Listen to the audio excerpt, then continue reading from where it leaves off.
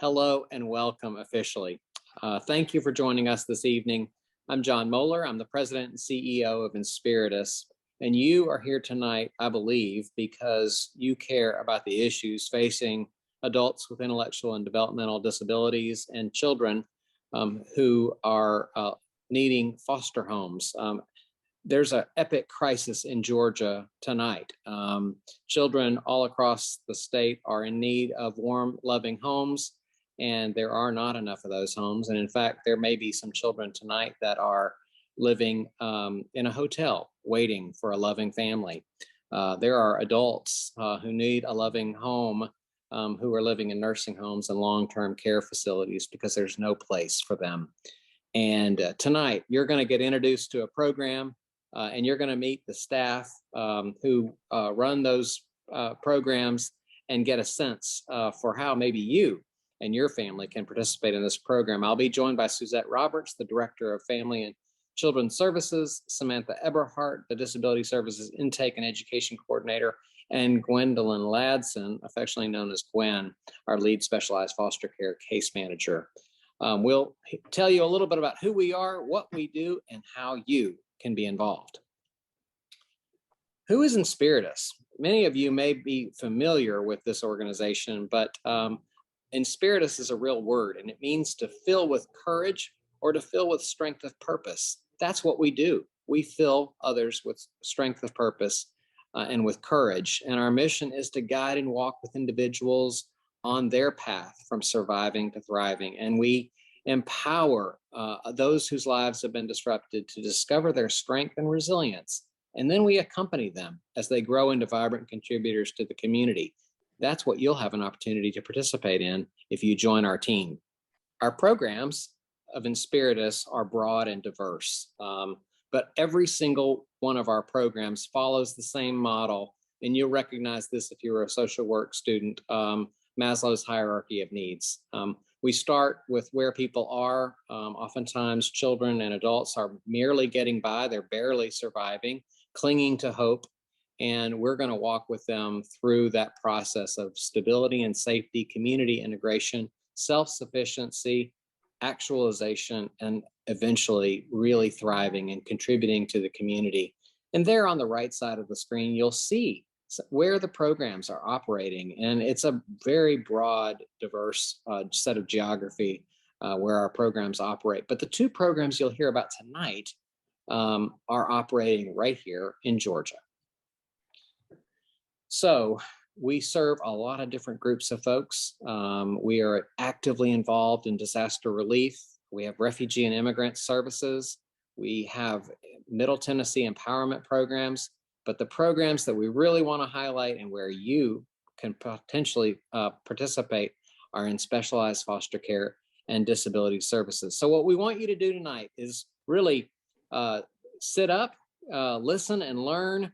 Think about questions that you may have about these programs and begin to ponder those questions, put them in the chat, and we'll take those questions towards the end of the program. We want to continue to remind you to stay on mute.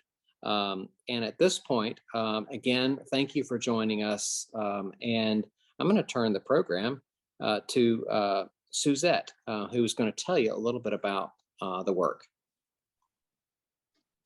Good evening, everyone. I will be talking to you over the course of the program this evening in reference to our specialized foster care program. And so our specialized foster care program serves to heal children and youth 18 years and under who have complex medical and behavioral health needs. We work in partnership with the Division of Children and Family Services to ensure the safety, permanency, and well-being of children. All youth that we currently serve are in DFACS custody, but we get them through different avenues. Inspiritus receives referrals from the Department of Children and Family Services, from Children's Healthcare of Atlanta, and other hospitals which serve children, and we also receive them sometimes from other community partners. Inspiritus provides services for infants, children, and teens with complex medical, behavioral, and/or mental health needs. We also need homes that can host 2 or more youth in order to preserve sibling connections. We get many referrals for children for sibling groups that have 3 or more youth in them. And a lot of times they end up getting separated into different homes because there may not be a home that can facilitate them. So we work really hard to try to keep them together. Additionally, we receive referrals from all 159 counties in Georgia, with the majority of the homes being here in North Georgia. We have 2 locations from which we provide specialized foster care services.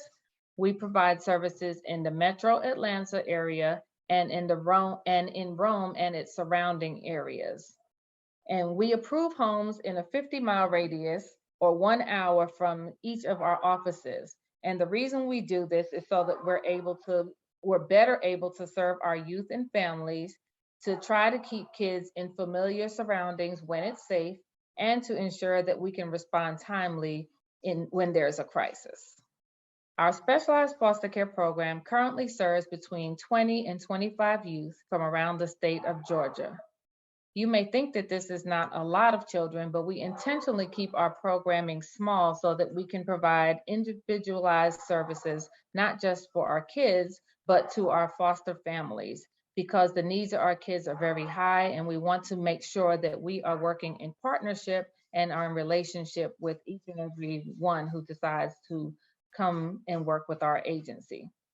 Inspiritus receives an average of 20 to 30 referrals per week and is asked to join staffings for hard-to-place youth regularly.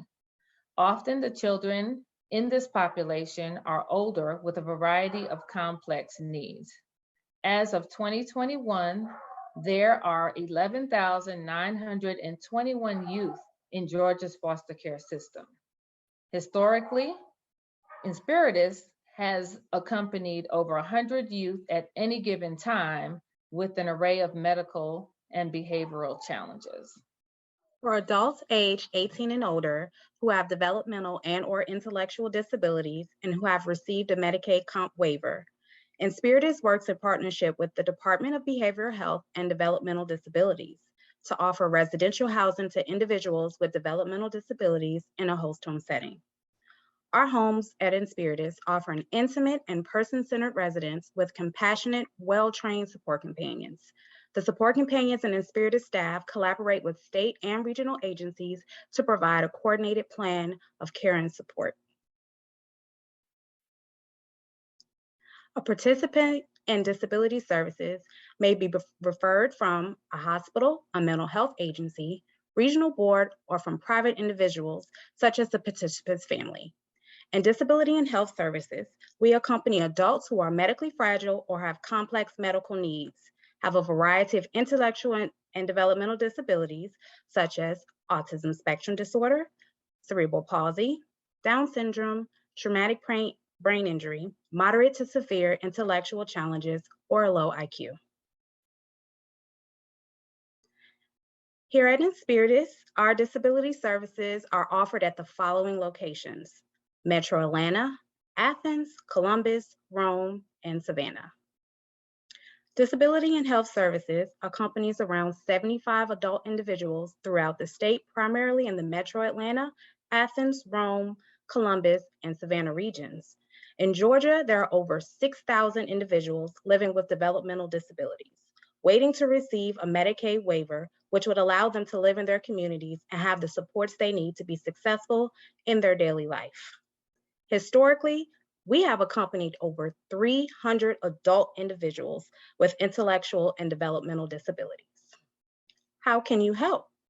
We need homes for foster care and disability services. Please join our Inspiritus team and become a foster parent or support companion to a child or adult in need.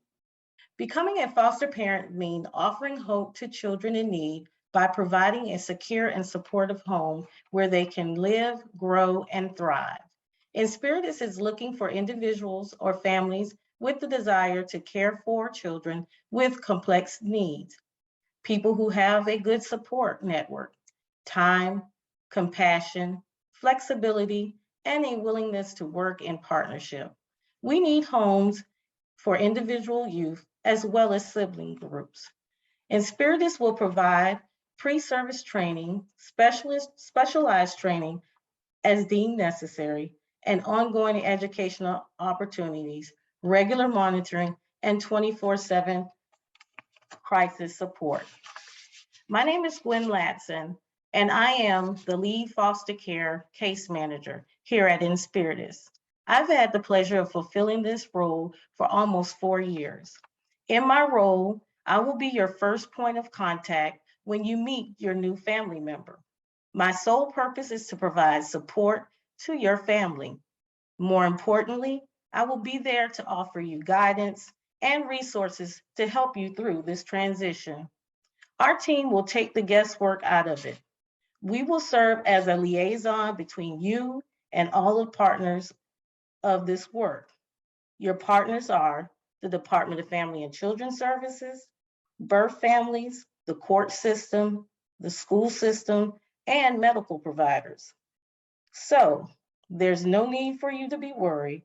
We will take that journey with you. How we support. We provide service and safety planning. As a case manager, I develop service plans for each child. These plans provide goals that are tailored to the child's individual needs. Advocating. Have no fear. We will be a fierce advocate for you and the child placed in your home. We will make sure that all the services are put in place to help the child thrive and for you to have a successful placement. Collaborating. Working together can offer a comprehensive and coordinate array of services and support to meet the needs of a child and to support you in providing a successful placement. Problem solving. There is not a problem you will have to solve alone. Inspiritus has a team of professionals who will help find solutions to any problem. Training. The agency provides training year-round. These trainings may be individualized, where you will get with me as the case manager, or you may do trainings with our nurse that is on staff. Or you could do a group training with other foster parents within the agency. We will provide ongoing education opportunity for you and your family. Last but not least, we provide 24/7 crisis support. Here at Inspiritus, we have an on-call service, which is available to you 24 hours a day. And with this, feel free to contact us at any time when you may have a small concern or a major crisis. We will be there. Feel free to call us at any time. And I look forward to working with each and every one of you. Disability Support Companions open their homes to provide a residential living environment to individuals with disabilities. This is an incredible life-changing gift. Support Companions provide a quality of life to an individual in need that will most likely not be attained in an institutional setting. To the individuals we serve, Support Companions provide a personal connection, community integration, family, and the ability to lead meaningful lives. Our focus is on the individual placement, emphasizing a personal relationship between the support companion and the participant. Once that personal relationship has been established, a second placement in the home may be considered on a case-by-case basis. Our disability services, host home life sharing means living with and sharing life experience with supportive persons who form a caring household. A host home life sharing residential setting is recognized as being both a close personal relationship and a place to live. No more than 2 individuals with an intellectual or developmental disability can be served in a host home setting. What qualities make a successful foster parent and support companion? Preferred knowledge and training will be provided as needed. Knowledge of the medical field or medical training. Experience with individuals and with intellectual and developmental disabilities. Experience or training with individuals with challenging behaviors. Connection to community resources. strong support network, time and flexibility, a willingness to work in partnership, and compassion and empathy for those who need assistance with daily living skills. Disability and Health Services is looking for support companions with experience in the medical field or with medical training. Support companions who are connected to community resources, have experience with individuals with intellectual and developmental disabilities, experience or training with individuals with challenging behaviors. We also are looking for caregivers who exhibit compassion and empathy for those who need assistance with day-to-day living arrangements with the goal of improving quality of life. The unique opportunity here at Inspiritus, there is an opportunity to accompany a child or a young adult as a foster parent, then follow that individual into adulthood by transitioning your home into a host home. This is a unique privilege to be able to provide continuity of care and a shared living arrangement. With this unique opportunity, a foster parent will be able to transition into a host home to continue to provide the service and accompany the child until adulthood. Next, you will hear from our support companions and a foster parent.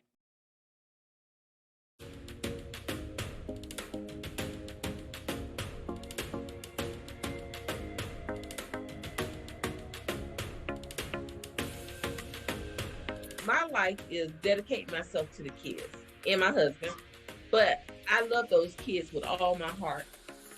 And I'm telling you, I would do anything in the world for them. I decided to be a support companion because of my daughter, and I kind of choke up sometimes because I see the way some people treat mentally challenged people, and I know I have a lot of love in me to give. Lord behold, there was Destiny. Oh God, she was just the beautifulest look. Oh, she was 5 days, and I automatically fell in love with her. I see progress every day in Belinda, in the way she carried herself, the way she talked to me with respect. Every now and then she will have an episode, I'm not going to lie, but for the most part, she is doing excellent.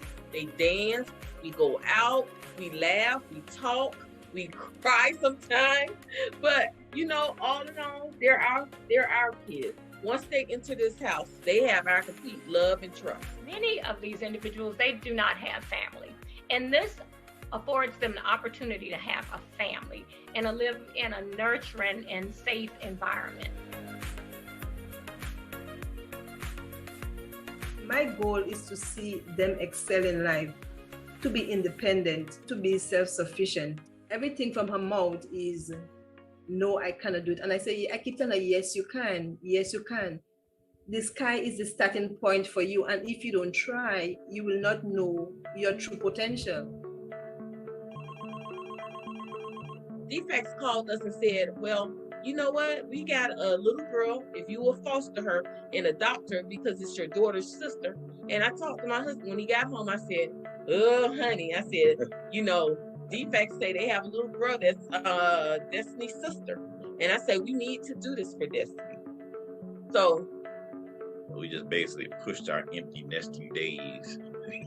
I sat her down and I said, look, you're unable to read, you want to accomplish. She said she wants to have a driver's license, she wants to buy a car. And I said, you have to learn to read. So I will get a material that will sound out the word for her and help her with her day-to-day life and teach her to count and stuff like that. I kept feeding food, trying to get her to eat.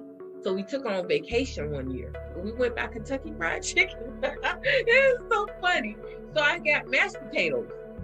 I put the mashed potatoes in her mouth. She ate it. And I was like, oh my God, I got to buy her mashed potatoes every day. We kept giving her food and therapy that worked for her. Now she eats everything. No more tube feeding. Inspiritus has been very supportive. I must say, from the time I've been with them, I have some awesome case workers. Suzette is very, very hands-on, and so is Kiva. They will come to your house. They will ask you, what is it that you need? and they will go to bat for you. Support Companion is the heartbeat of our program. I mean, we could not operate without them. The work that we do is so important, and the individuals that we accompany, they're so necessary to society. I couldn't ask for anything better in my life than those kids. I mean, they fulfill me. They give me a purpose. In my home, there's never a dull moment. I'm so serious. There's joy in this house all day long. Laughter. I mean, she's a good kid.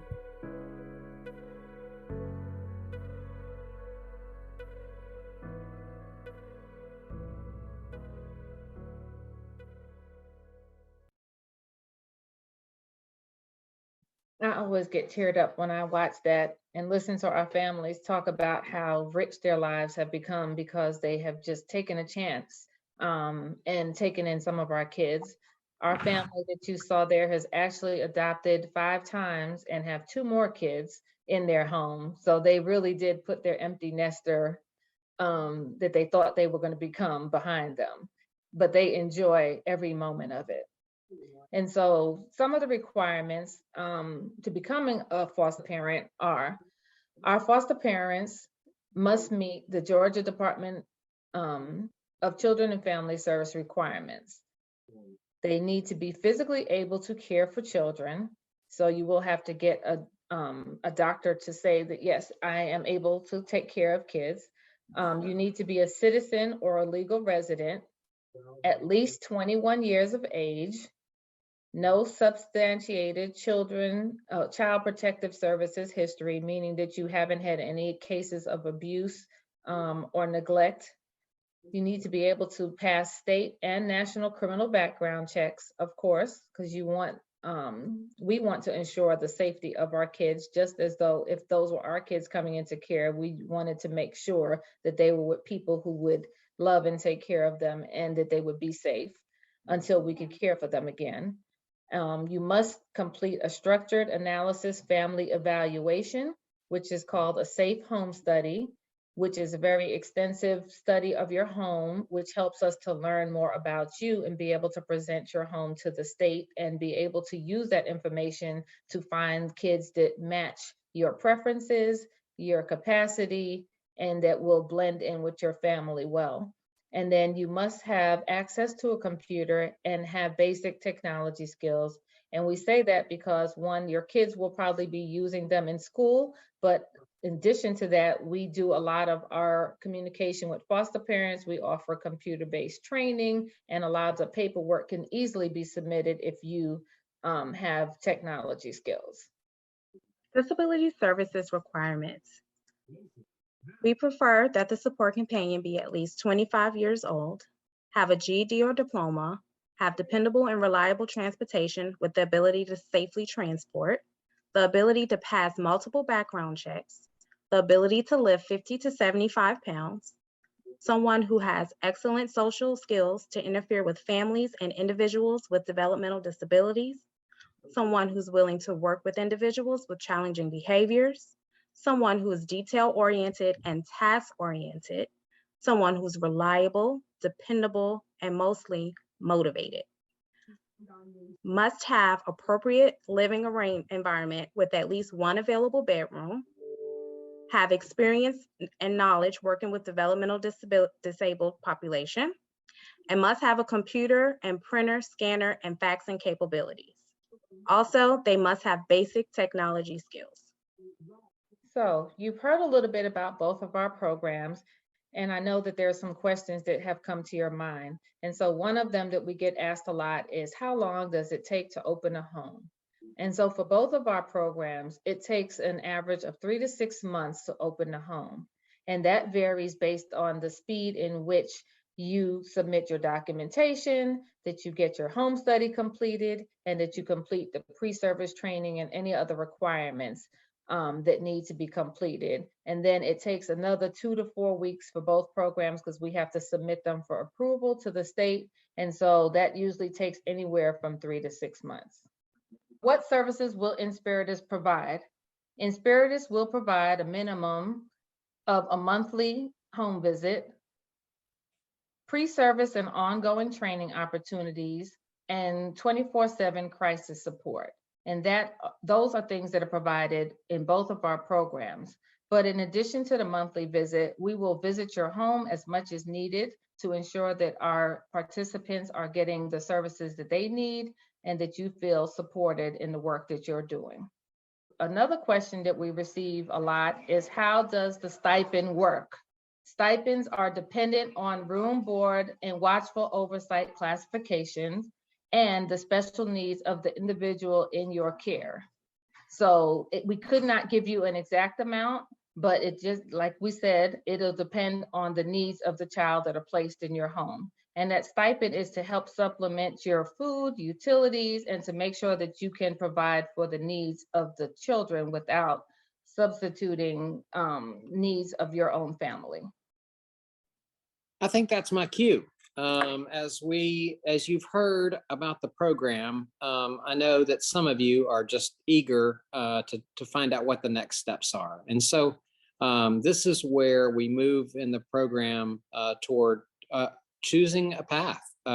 You've heard a little bit about foster care, and you've also learned a little bit about becoming a support companion. And the next step that we would like to invite each of you to consider is really taking action, choosing a path, and sending us an email to let us know if you're interested in becoming a foster parent. And if so, you're going to send an email to Tierica, and her email address is listed on the screen. It's also in the chat. So don't worry, you don't have to screenshot that or write it down real quick. That email will be in the chat. If you're interested in becoming a support companion, we have a special mailbox, email box for that. It's supportcompanion@weinspirit.org. So this is really, after tonight, the ball will be in your court, and we'll invite you to take action and reach out to us and let us know of your interest. But essentially, if you are interested, you're joining an amazing team of people. This is work that's hard, but it is so rewarding, as you've heard tonight from the testimonials of our foster parents and support companions. And we invite you to join that team, our team, and to learn more. And so I know that our Chief Operating Officer, Michelle Anglet, has been kind of minding and paying attention to the chat. Some of you may have questions that you've not put in the chat. But first, I'm going to turn to Michelle to see if there was anything that she wanted to lift up as a question, and maybe could direct that to the right Inspiritus professional. Sure. So one question that we talked a little bit about, how long does it take to open a home? And Suzette mentioned that can take 3 to 6 months, just depending on lots of factors, including the training that you have to go through, how quickly the home study and paperwork gets turned in, and then some of that approval process then goes to the state. Inspiritus approves the home when we send it to the state. We say we think these homes are qualified to become either foster homes for us or host homes for those support companions that are new to the organization, but then the state also reviews that. I wonder, Suzette, you might say just a little bit more, and I know that we would get into this in trainings with people, but how much training is involved, and maybe what are some of the, how long would it take for Inspiritus to get a home study ready? And then we'll ask the same of the disability services team. So maybe just go a little bit deeper there in terms of process. Okay. So when you're becoming a foster home, the pre-service training is 24 hours. We usually do it maybe twice a week and then maybe a weekend to try to get you through within about 3 to 4 weeks. And then we also need you to take CPR and first aid. And then we also have some behavior management training, which can either happen prior to certification or before you get your first placement. And that training is about 8 hours as well. What was your other part of your question, Michelle?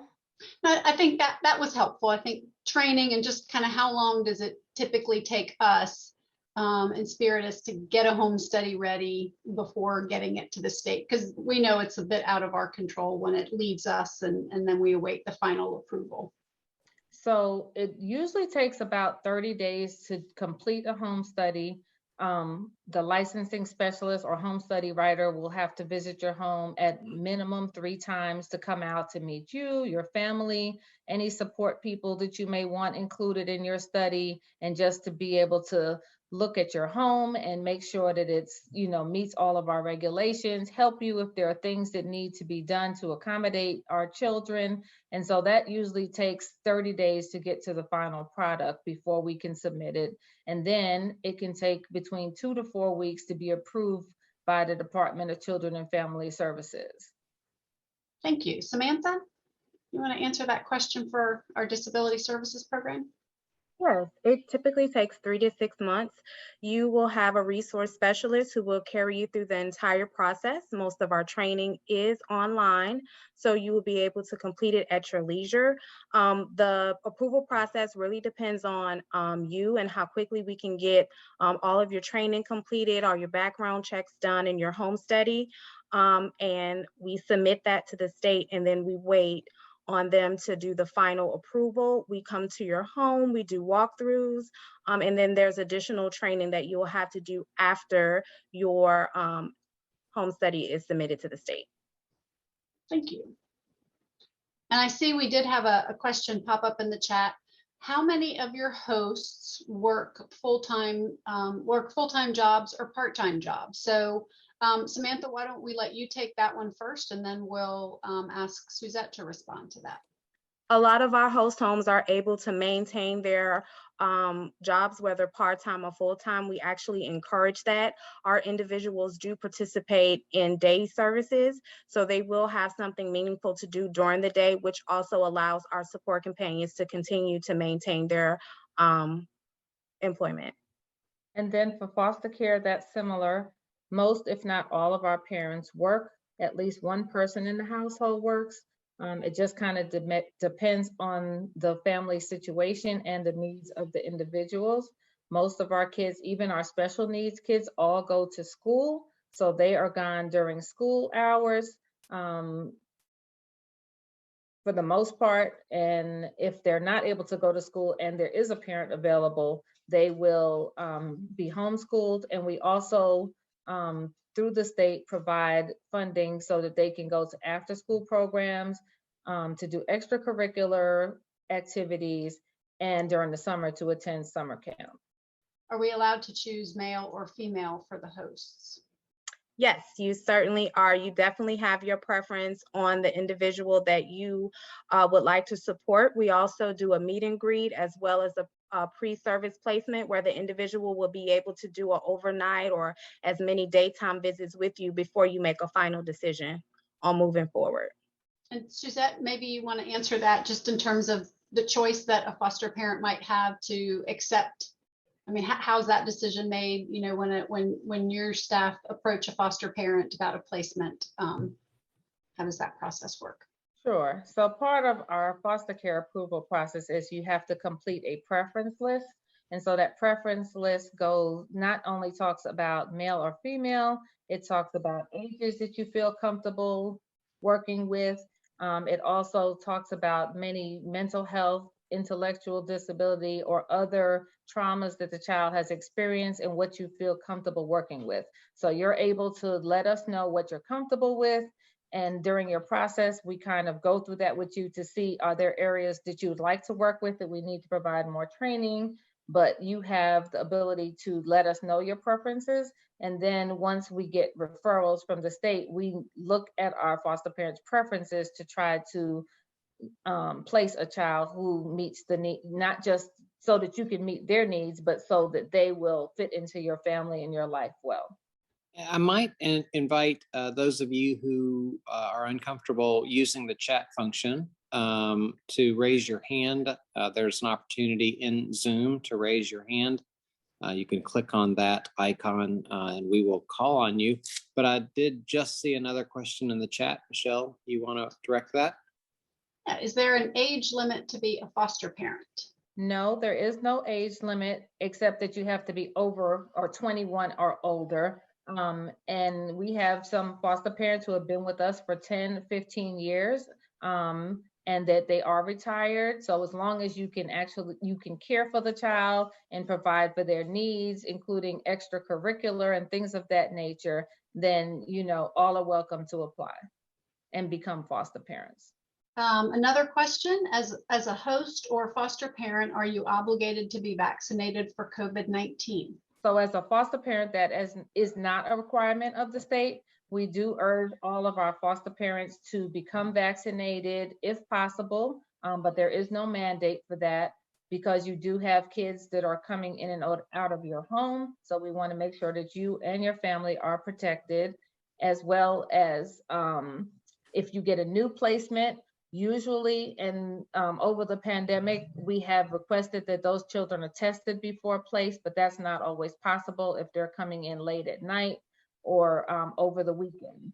So we just recommend it, but it's not a requirement for foster parenting. Thank you, Suzette. Samantha? It's not mandated for host homes either, but we strongly encourage support companions or potential support companions to get their vaccinations. A lot of our individuals, we do request that they have a vaccination prior to coming into our program, and a lot of them are willing to do so because they have to for their day services as well in order to attend. But it is not mandated, but we strongly encourage it. I invite anybody else to unmute at this time. If you have a question and you're just can't wait to ask, this is your opportunity to come off mute and let us know what you're thinking. What's your question? Okay. I am curious. I know that when initially everything came up, it said Middle Tennessee was, I guess, a participant in the program. I'm considering moving back to Tennessee, which is Middle Tennessee, around Murfreesboro or Nashville. So is that still a possibility in that area?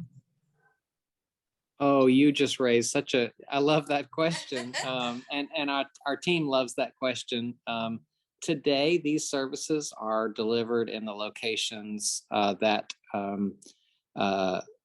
the team referenced them. And so disability services and foster care currently operates only in Georgia.